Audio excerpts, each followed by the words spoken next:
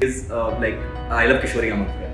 Right, when I listen to her music at times, literally just I'm just listening and I start crying. Like the reason is just so pure.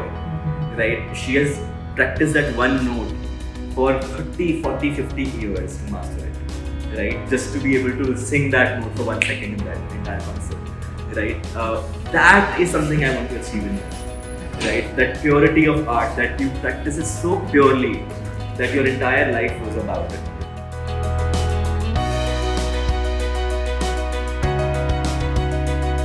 I did do some research, and as I went by, I saw a lot of things, funny things actually. I couldn't find much about your earlier days, before your schooling or whatever. I don't know where you're from, I don't know which city you're from or anything like that. I just know what you've done, and you've been a part of a lot of companies. You put your foot around everywhere. You've been a freelancer and all that, and you also code to an extent. I even followed your GitHub profile. Wow, some deep research. Yeah, not much coding, but at least in the past year. But you did do your blog, your check-in blog there, so it's there. I saw it. So it's quite fun to see someone who has done a lot of different things, and it's nice. And what I'd like to ask you, this interview might not be linear in structure, but I'd like to bring different parts of it together, so if you don't mind. So one very very nice question I wanted to ask, or the question I had. I'm pretty sure people approach to you on entrepreneurship, on how to start a company, on what to do. Right. In the beginning, they come to you for help. They might DM you or whatever. What do you see in them? What do you those kids or the whatever age group they're from, what do you think they all have in common, one, and what do you think they should be having that they don't? Okay, I love that question, yeah. So I think the first thing, addressing what they have in common, is an understanding that the traditional methods of building a career, or building a business don't work anymore. Right? It's not, you can't just have your head into one line of stream of thoughts and build anything meaningful out of it. And especially the people, the kids who want to build a business and startup, what is unique unto them is they have realized, they see the potential technology offers. They were born into technology, so they understand it intuitively. And to them, it's shocking that this is not done. That's most of the people approaches, like this should have been a startup thing in already. Must have been a solution already. Right? Yes. Why is it not? I'll build one, right?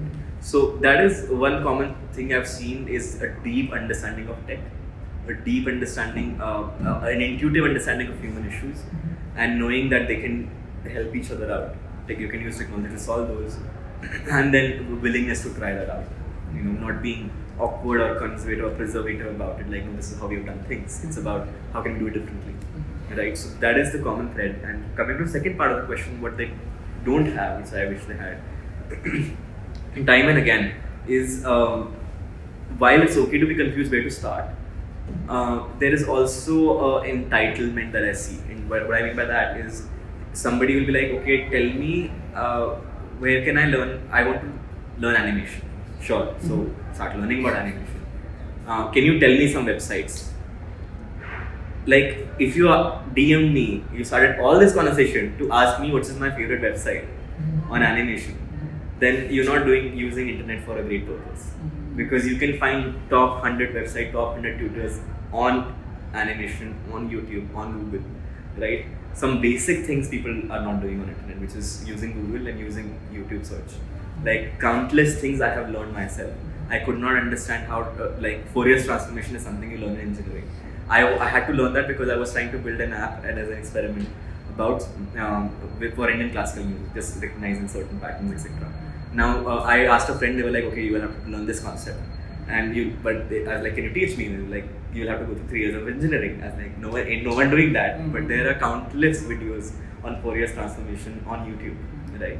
And my next question to him was, okay, give me your best video lecture on Fourier transformation. Not really happening, right? Versus I go watch, do my own research, get stuck somewhere and then follow up with that question. Hey, I watched 3 videos, this is not clear to me. Can you help me with that? So I tried finding as well, I could not find, right? Something satisfactory. So do the first step yourself. I think that is the only part that's missing. Otherwise, the generation knows how to use technology, the generation knows how to imagine with technology, which our earlier generations could not. So we are in a good place as long as we hustle. So use Google, use YouTube. I wish that's the only 2 things people picked up. So this answer that you gave just now, actually, a friend of mine I wanted to ask. Actually, you have some ties to music, you have some ties to classical music, and you do something on the side. And I don't think many people talk about that. So what do you actually do? Why are you interested in that? Has it been something that has been from childhood? Have you done classes and all that? So I was always. I remember first time hearing Indian classical music vocals, and I literally asked my grandfather, "What is their stomach hurting while they're doing ah right? Like for 1 hour they are just it is right? Like why are they doing that? Is their stomach hurting?" And them laughing out about it. But being exposed to Indian music, like especially in Bollywood, like for me, whenever I heard anything classical renditions, it brought back so many memories because I'm very like sensitive to music. I really love music, right? Can't spend a day without listening to something. Nowadays it's all ragas. So Indian music became very emotional for me, right? And then I started I was once doing Antakshari in my school bus. My music teacher was in the school bus. She decided, hey, she calls me up and I'm like, shit, like, कुछ गलत वलत बोला है तो आज लगने वाली है, right? Something wrong will go on today. But then she was like, you will come to music class tomorrow, music room tomorrow. And then she put me in competitions. She started training me, right, on that. And that was my initial bit of training. And then I left it again.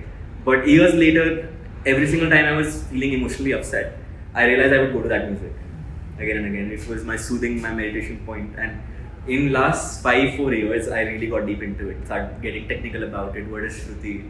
How does Indian classical music differ from Western classical music? What is a raga? How do you even define it? Right? And then discovered more about gharanas. And for me, it is like I love Kishori Amankar. Right? When I listen to her music, at times, literally I'm just listening and I start crying. Like the reason is just so pure. Right? She has practiced that one note for 30, 40, 50 years to master it. Right, just to be able to sing that note for 1 second in that entire concert, right? That is something I want to achieve in life, right? That purity of art, that you practice it so purely that your entire life was about it, right? So for me, that is what it means. And emotionally speaking, it's such a beautiful tradition. I mean, imagine thousands of years, the same rag evokes same emotion among people in the country. That's some magic right there, right? So, and you can go deep into it. This is 72 ragas, but takes in one lifetime you can only master one raga truly, right? So it takes 72 lifetimes to even master that entire diaspora. So for me, it's just very close to my heart and emotions. And given we have grown up on Bollywood music, it's find its origin in Indian classical music. So what I do today is continue my vocal practice and all that, even though I'm not. So I'm not yeah, but I suck at that. Okay. But it's important to sing because Indian music is created with singing. You improvise with singing. Vocals is the easiest way to do Indian music. But then I started picking up guitar. I taught myself guitar, started playing with 1 string, then 5 and 4, like this, started playing that. Now I play Indian classical music on guitar. That is my new obsession. I want to do that for next 4-5 years, and then I want to start learning sitar. Then I want to play Pink Floyd on sitar. Nice. So cross it, right? Like that is my aim. Yeah, just experiment. It's a creative outlet for me. So that is my interesting thing that you bring up. I've never spoken about my music obsession this much ever before. Thank you. So you spoke about curiosity and that Right. and the lack of it in most of the people that come and try to ask you questions and try to get them out. Actually, I've also had that problem. I think most of us, when you're trying to teach someone or trying to someone comes to you and thinks that you're good at something, and they say, "Hey, can you help me at this?" And like they don't have that first step of effort that they should be putting into trying to figure out what it is before coming in and asking the question. I've had that problem too. So how do you think would be what would be the best way to make, say, if your team or your colleagues or your subordinates or any sort of place that you're in at any level, how would you instigate that feeling or that and tell them in a very nice way, this is what you need, and I'd require you to do this before you come to me. Because I mean, and like try to inculcate that in them so that they, from the next time on, they do this before they come to me or to anyone. I think my parents are really good at doing that, right? And how they did it was they gave me ownership. So my father's idea of like me becoming a teenager. One kind of parents is, you're becoming a teenager, you're going to college and whatever, you don't do drugs, don't do this, don't do that, right? My father's idea was opposite. He's like, you will do drugs, you will do this, you will do that, be in control, Like you are responsible for your own life. If you fuck it up, it's on to you. It's not done to us. And the bad part is now because he's acknowledged it, all curiosity dies. Right? So, and I become more responsible because ownership of my life is with me. Most of the parenting, at least in India, suffers because parents try to be the owners of the life, not guides. Then if you are the owner, then I am not responsible for anything now. Then I will be entitled. Then you only search. Then you only do the Google search. If you're going to decide my profession, might as well go to the class. And not doing it. Right. So that is where the attitude comes from. Right. In our teams, in our startups, what we are able to do is you are the owner of this entire piece. Okay. If this is the best in the world, it's because of you. If it's the worst in the world, it's because of you. And the moment ownership comes on you, right? Have you ever had in a group a person turn team lead or class manager? How their full equation changes? Now they're like suddenly shut up, like from being the most talkative. Why? Because you gave ownership. Incentives changed, right? So incentives can change things drastically. I believe that's how we do it in our team. My own teams that I hire, there the best work comes out when we give absolute ownership, right? You can come tomorrow and say, boss, this project does not make sense, right? Even refusing the project is part of the ownership. It's not like you do it because I said it, right? This is a problem, we acknowledge it. You can come back and say, this is not required because you are the owner of this project, right? The more ownership you have, the more you feel invested. And the more The designer, yeah. and why does it matter? Yeah.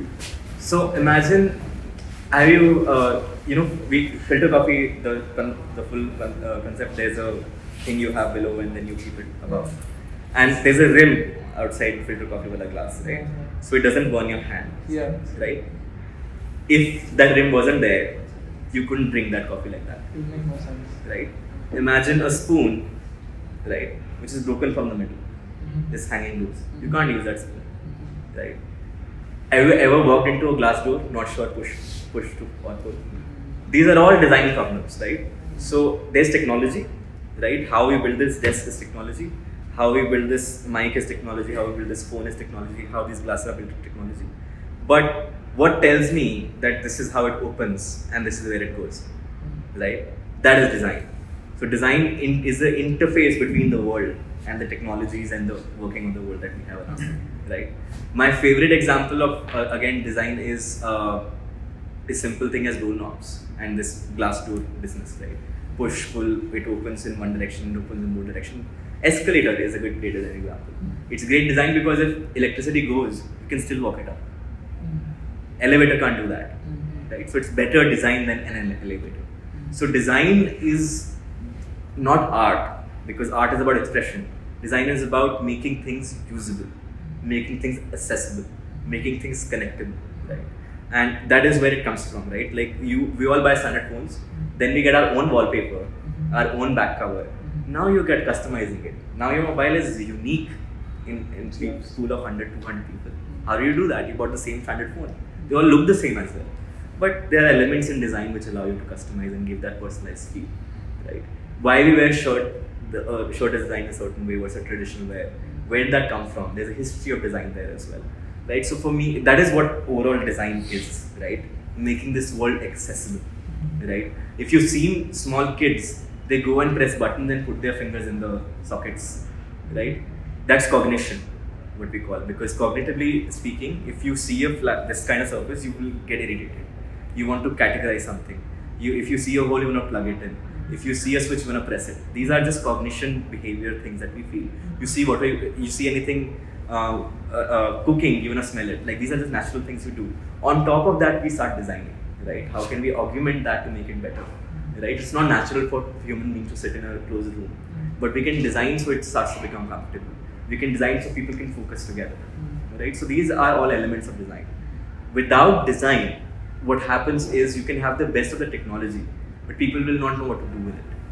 You don't know how to use it. Or what, at all. Like, I have no clue how to use it, what it means, right? Design is communication, design is usability, design is communicating that I can be used.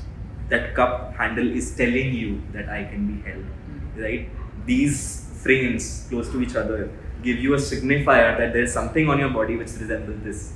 And the only easier part it will fit because of this design is here only. There's nowhere else to put glasses, right? And this is what design talks about, right? It serves both function. It won't allow you to mismanage it while it will hold the glass right here. It won't let it slip. Eventually, these bigger elements stop it from slipping further away because it increases friction. So these are the elements of design that we talk about, right? And in software and product company that I work with, in startups that I work with, design can be an advantage. When Paytm came out, there were many recharge sites. What was unique about Paytm? It was clean. Okay. Right? Back then when Paytm was a recharge site. There are thousands of wallets. What is good about Paytm? It just works. It's very well designed. You scan a QR code, you do this, it just works, right? It's designed that way. SMS was amazing. I don't know if back then where you guys would be. We used to buy SMS packs. Right? 1,000 SMS, 10,000 SMS. Now it's WhatsApp. Why? Better design. Right? Live, frequent, you get blue tick as well. You know if the other person is ignoring you, and free practically if you buy the data pack. So all these elements come from the idea of design, right? And design, if you want to see how design can become an advantage, look at Apple. Most premium products, right?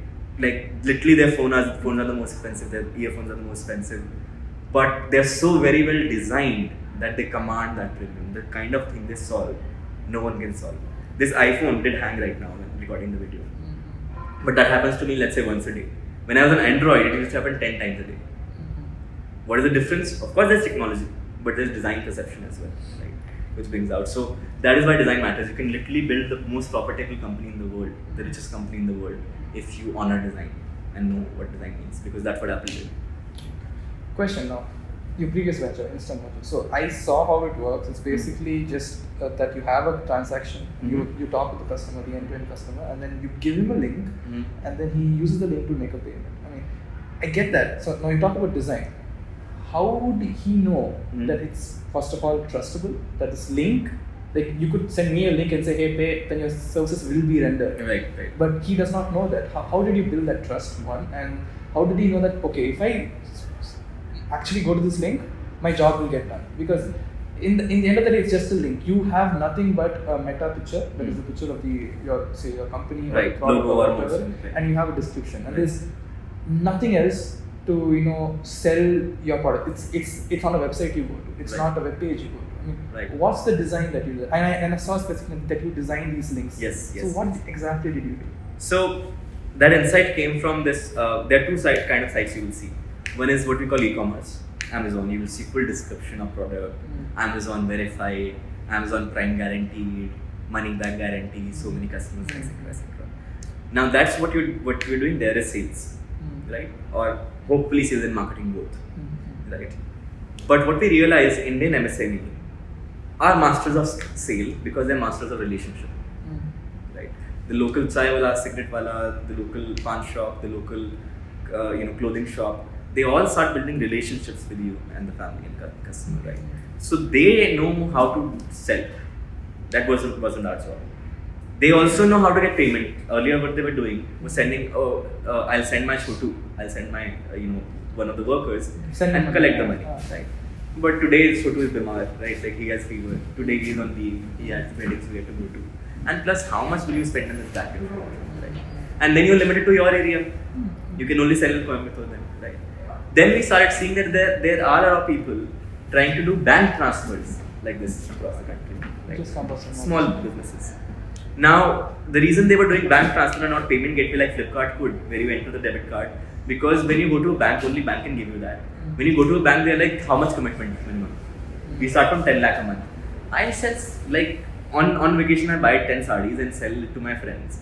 What 10 lakh commitment am I going to give you, right? For this class of customers, right, we started talking about what product would be good.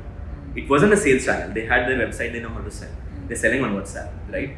They wanted a payment solution. And how did they want a payment solution? Everybody's moving to debit cards. Everybody's moving to Paytm of the world. Now everybody has Paytm and debit card, but how do I use it? I don't want to do cash anymore, right? So when customers were ready, they started pressuring merchants. When merchants were ready, they started pressuring the banks. Banks were not relenting because banks never do. That's where we came in, right? And why that design mattered there was how trust happens there is the trust is between the buyer and the merchant. They know each other. We are not a party to that trust, right? We did not introduce you to. In fact, merchant is the one introducing Instant Mojo that, by the way, I use this service. you make a payment here. As long as the merchant is saying it, I have no issues. Right? If they don't trust me, they always go and like, okay, send them Paytm number. Paytm you trust, right? But same thing you could do there because we have Paytm as well. So that is how the bridging of what you call is borrowing trust happens, right? We are borrowing trust from the merchant, from the payment platform provider, from your own bank. You have a card from bank, it says Visa, you enter Visa, it works. You start building trust, right? So that is where the element of trust comes in. And the beauty of design there was we could have built that full-fledged thing. But design is not about adding everything you can. Design and perfection in design is about removing everything you can. When you can't remove any element anymore, that's when you achieve perfection, not the other way around. So we removed everything that was not essential. And the more things they removed, the better it worked for them. Because then it was up to them and their imagination how they want to use it. Advanced payment collection, right? Payment collection for, they are doing an MUN in the college, they want entry ticket, that is what it was for. Teachers who were giving coaching classes were like, my last year examination paper that I had wrote, which so many students use, now I can put for 10 rupees online. Now entire country can buy. It made them more money than the entire tuition they made in a year. In 1 month of selling that for 10 rupees to millions and lakhs of kids across the country, you make more money than you do with tuitions, right? So these are Indian entrepreneurs, really smart entrepreneurs, now discovering new ways of technology. We learned from them, right? So there the idea of design was in simplicity. How do you now explain accounting to these merchants? How do you explain what is payment gateway to these merchants? How do you explain what is the trajectory of routing, all of that? How do you sell them your service? Or explain or sell. Sell, they were sold. Their customers asking for online payment, they are sold. But how do you explain all of this, right? Then we realize people like what in India people have figured out two things in technology. One is photo, another is link, right? WhatsApp, good morning, right? And then, okay, by the way, this news came here, this is a link. Right? You pay me here, you look at this here, you look at this here. Oh, by the way, somebody posted this on Facebook. So link, they understand, photo, they understand. Those are the two things we build on top of. You don't need anything more than the merchant's photo, which merchant uses everywhere. It can be a logo or WhatsApp DP, however you remember it. Merchant knows it better. Just enough description, by chance you open the tab and forget and come back, so you should know what the tab was open for. You should not forget. Just enough description to remind you of that. And then get out of the way. Right? Let it happen on mobile phone, let it happen on desktop, tablets, wherever you are, you can make a payment. Right? And people use that, send that link on website, in SMS, in WhatsApp, everywhere they check out that link. Like millions of links used by people, right? And most competition start copying us. But for them it doesn't work. Because they have too much. Because they have bigger businesses. They don't cater to MSME. In bigger business, I have sales staff sitting.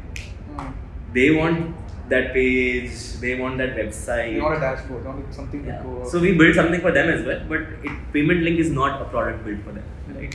The question you're asking are actually what we are related to product management, right? That is a field, what's market, why did you build it, why it was important, how did you build trust, why will they trust you? All these questions revolve around product management. About Headout, so have you, what is Headout and what are your plans with that? And who are you working with? Are you doing it alone? Are you doing it with someone else? About that. Headout is a company that sells experiences. So let's say you go to Dubai, Burj Khalifa, you want to visit, you will most likely find tickets on Headout. Same thing with Paris and Eiffel Tower, and that's the kind of experience we sell. Like, also internally, also our own country. No, we don't have any listings in India. Okay. What I'm doing is there are 3 co-founders that started this company.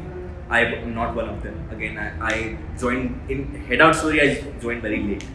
Right, but my mandate is clear again. Same mandate of product and design, figuring out what advantages product can you build and how can you use design as an advantage in this industry. We are figuring out how to build a booking flow which can sell anything from sports, cricket tickets, football tickets, to play tickets, to guided tour, to museum tickets, to Eiffel Tower tickets. Everything can be sold. Any kind of experiences. New Year party, Valentine's Day party, all of these different kind of things will be sold on same platform. That would be very confusing. That is exactly what we are out to solve, right? How to make it the simplest thing ever and still be able to do that. That is the challenge I'm out for, right? Unless it was like, how do you do that? I wouldn't be excited, right? that what you said there is exactly why it's exciting to me. It's because you really did your research. You dug into the GitHub profile, then I know like you really dug deep in places. Okay. Let's catch up on Instagram DM or whatever. Yeah. If you have any questions, just message that. And thank you so much for doing this. This is a lot of fun.